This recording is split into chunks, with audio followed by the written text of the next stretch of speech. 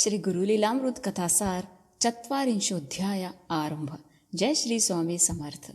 इस अध्याय में अक्कलकोट और गाणगापुर परिसर में मोरोपंत बापट नाम के एक अहंकारी ब्राह्मण को श्री स्वामी ने बोध किया। स्वामी उपदेशानुसार उसका परिवर्तन अच्छे और प्रामाणिक गृहस्थ में हुआ। श्री दत्त जयंती के उत्सव में अपूर्ण सीधा सामग्री थी। स्वामी कृपा से 4000 से अधिक मनुष्य जीव प्राणी जानवर भोजन पाकर गए, ऐसा वृत्तांत भी आता है।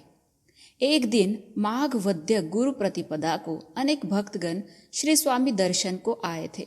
उसमें से 2 ब्राह्मणों के बैलगाड़ी के पहिए टूटकर गाड़ी में पीने का पानी रखे हुए बर्तन ब्राह्मणों के शरीर पर पड़े।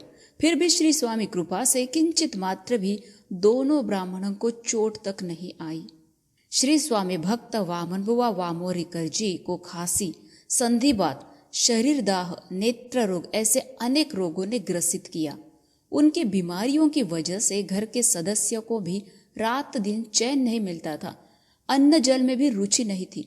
सभी वैद्यों ने बुआ की बचने की कोई उम्मीद नहीं ऐसा कहा था। वामन बुआ को हर 5 मिनट में शौच को जाना पड़ता था। अन्न से संपर्क मानो टूट ही गया था। एक बार बैठते या सोते तो फिर उठने की शक्ति भी नहीं बचती थी। किसी न किसी का आधार लेकर ही कार्य करना पड़ता। उनका अन्न से संपर्क तो छूटा, किंतु स्वामी से नहीं। स्वामी स्मरण सदैव चलता रहा। अक्कलकोट में उन्होंने पत्र भेजा, हे स्वामी, स्वस्थ होने का प्रसाद मिले। किंतु 10-12 दिन बीते, पत्र का कोई उत्तर अक्कलकोट से नहीं आया। वेदना इतनी थी कि जब वह जागृतावस्था में आते तो वेदना असहनीय होती थी। आखिर में ऐसी स्थिति में जीवित रहने से अच्छा है कि प्राणायाम करते करते जल समाधि ले। निश्चय पक्का होते ही रात के 12 बजे परिवार के सदस्य सोता देख वामन बुआ ने सुर सागर के पानी में छलांग लगाई। उसी समय साक्षात दीनदयाल अक्कलकोट निवासी स्वामी समर्थ महाराज प्रकट हुए और वामन बुआ का हाथ पकड़कर ऊपर खींचा। क्रोध से वामन बुआ को 2 चाटे मारकर कहा, अरे ओ गधे, जीवन रह के भी मरना क्यों चाहता है? तेरे भोग भोगे बिना छूटेंगे कैसे? सहज समाधि छोड़ जल समाधि किस लिए? इतना कहकर महाराज ने उन्हें घर लाकर छोड़ा। फिर बुआ के छाती पर हाथ रखकर कहा, अच्छा होगा, चुपचाप बैठ, फिर ऐसा मजाक नहीं करना। ऐसा कहकर कारुण्य निधि भक्त काम कल्पद्रुम सर्वांतर्यामी स्वामी ने आशीष दिए और अंतर्धान हुए। इस तरह स्वामी ने उन्हें अनेक रोगों से मुक्त किया। ये स्वामी का महान उपकार ही तो था। इसलिए तो स्वामी भक्तों को वामन बुआ ने लिखा हुआ श्री गुरु लीलामृत ये ग्रंथ सुनने को और अनुभव करने को मिल रहा है ना। इति श्री गुरु लीलामृते गुरु शिष्य संवादे श्री ब्रह्मनिष्ठ वामनराव विरचित चत्वारिंशोऽध्याय समाप्त। जय श्री गुरुदेव दत्त स्वामी समर्थ। श्री गुरु लीलामृत कथासार 1/चत्वारिंशोऽध्याय आरंभ। जय श्री स्वामी समर्थ। परमात्मा स्वरूप श्री स्वामी समर्थ महाराज भोले भक्तों को और श्रद्धालु साधकों को सदैव मार्गदर्शन मदद करते हैं। इसका उत्तम उदाहरण है ये अध्याय। ठाना के नौका चलाने वाला नाविक एक कोली भक्त रूप में आया है। अर्थात लक्ष्मण नाखवा नाम का कोली अपने जहाज से व्यापार करने के लिए निकला।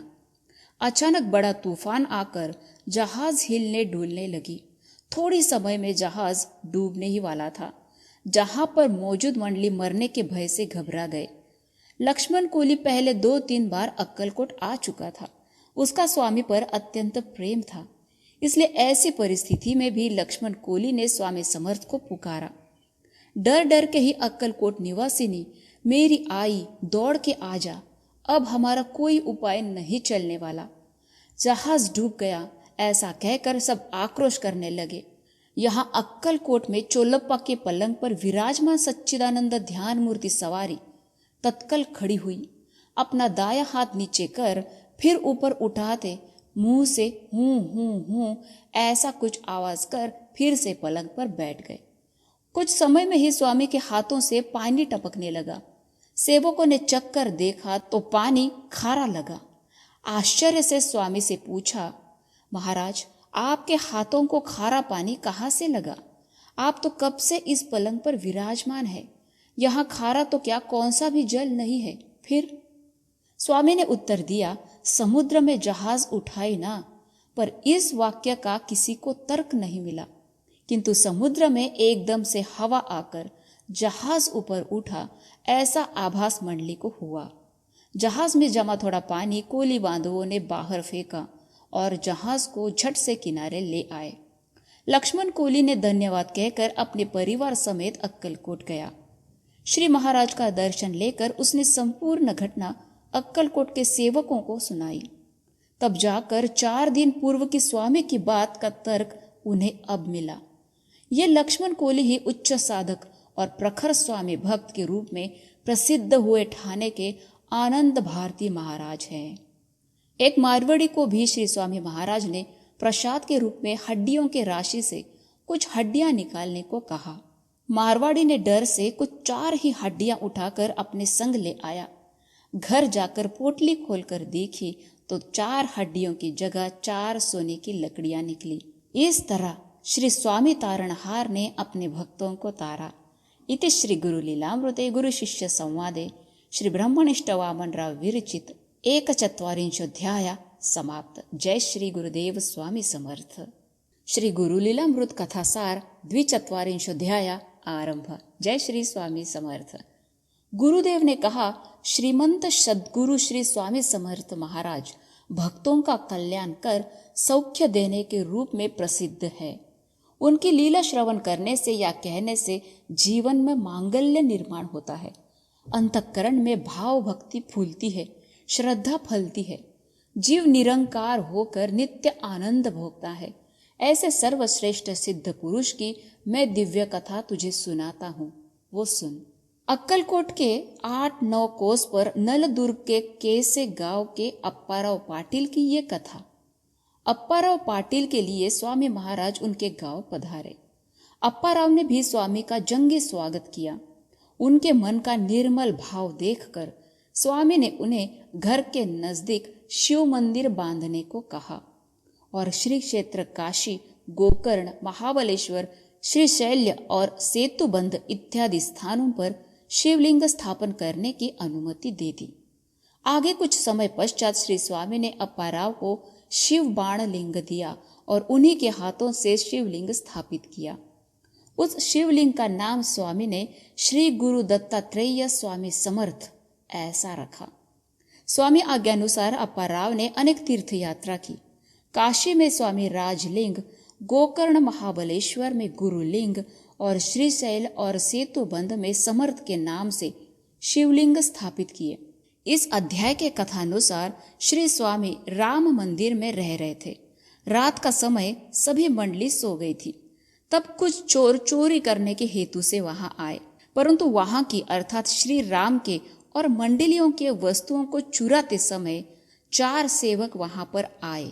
सेवकों को देखते ही डर के मारे चोरों ने वहां से पलायन किया। चिल्लाने की आवाज आने पर सभी मंडली जागृत हुई। तब स्वामी ने 4 दिशाओं में 4 सेवक नियुक्त किए हुए हैं। ये जानकर भक्तों ने स्वामी की जय जयकार की। ये लीला कोल्हापुर के रानी साहेब श्रीमंत खाशीबाई और बड़ौदा की श्रीमंत बबई इनके कानों पर पड़ी। ये दोनों तत्काल स्वामी दर्शन के लिए आए थे। इसी अध्याय में मल्लू गव्वैया की कथा आती है।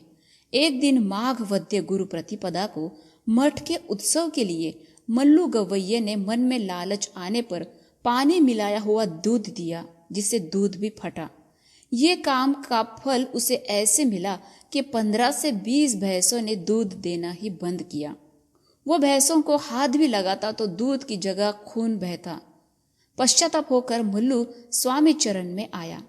फिर से भविष्य में ऐसा लालच कर कभी फंसाऊंगा नहीं, इस कबूली जवाब पर स्वामी ने उसे माफ किया।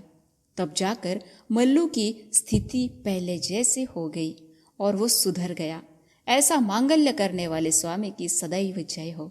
इति श्री गुरु लीलामृते गुरु शिष्य संवादे श्री ब्रह्मनिष्ठ वामनराव विरचित 42 समाप्त। जय श्री गुरुदेव स्वामी समर्थ। धन्यवाद।